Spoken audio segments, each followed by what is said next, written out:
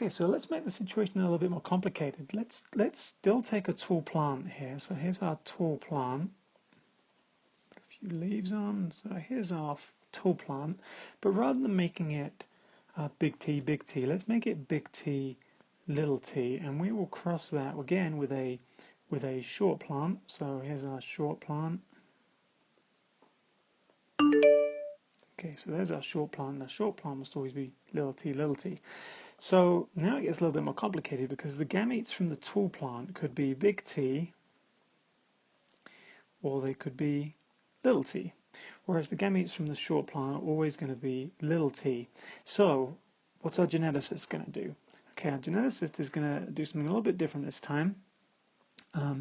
Let's put our gametes from our tall plant along the top, and so remember the gametes from the tall plant could be big T or they could be little t, and the gametes from the short plant are always going to be little t.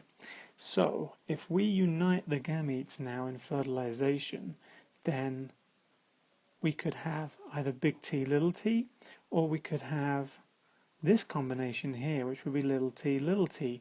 So now there are two options, big T, little t, or little t, little t. So there are two options, and only one of the options is going to be big T, little t. So a half of the plants that come from the cross between these two plants, where one is big T, little t, and one is little t, little t, half would be big T, little t, and then we've got one of two options being little t, so 50%, half, would be little t, and so don't forget these are going to be short, and the big T, little t will be tall because they've got one dominant allele.